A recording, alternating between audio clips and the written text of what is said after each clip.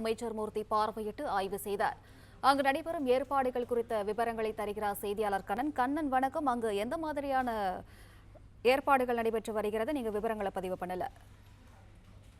மதுரை மாவட்டத்தில் தமிழர் திருநாளாம் தை திருநாளை முன்னிட்டு ஜனவரி 15 பாலமேடு மற்றும் உலக புகழ்பெற்ற அலங்காநல்லூரில் ஜனவரி 16ஆம் தேதி ஜல்லிக்கட்டு விழாக்கள் விமர்சையாக நடைபெற உள்ளன. இதற்கான பணிகளை கடந்த 3ஆம் தேதி துவக்கப்பட்ட நிலையில் அதனைத் தொடர்ந்து தற்போது முன்னேற்பாடு பணிகள் தீவிரமடைந்துள்ளன. உலக புகழ்பெற்ற பாலமேடு மற்றும் அலங்காநல்லூர் ஜல்லிக்கட்டை பொறுத்தவரை தற்போது வாடிவாசல் புதுப்பிக்கும் பணி, பார்வையாளர் மாடம், ஜல்லிக்கட்டின் போது பார்வையாளர் மைதானத்திற்கு வராமல் தடுக்கும் 2 அடுக்கு தடுக்கு வேலிகள், அதே போன்று வாடிவாசலில் அழுத்தி விடப்பட்டும் காளைகள், அதன் உரிமையாளர்கள் பிடித்து செல்லும் வகையில் கலெக்ஷன் பாயிண்ட் உள்ளிட்ட பகுதிகள் 2 அடுக்கு தடுப்பு வேலிகள் அமைக்கும் பணி விறுவிறுப்பாக நடைபெற்று வருகிறது.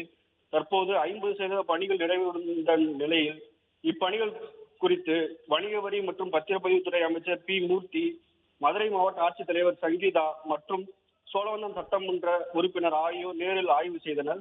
தற்போது முன்னேற்பாடு பணிகள் தீவிரமடைந்துள்ளதால் ஜல்லிக்கட்டு காளை உரிமையாளர்களும் மற்றும் வீரர்களும் தீவிர பயிற்சியில் ஈடுபட்டு வரும் நிலையில் ஜல்லிக்கட்டு நடைபெறும் பாலமேடு மற்றும் அலங்காநல்லூர் பகுதி விறுவிறுப்பாக காணப்படுகிறது.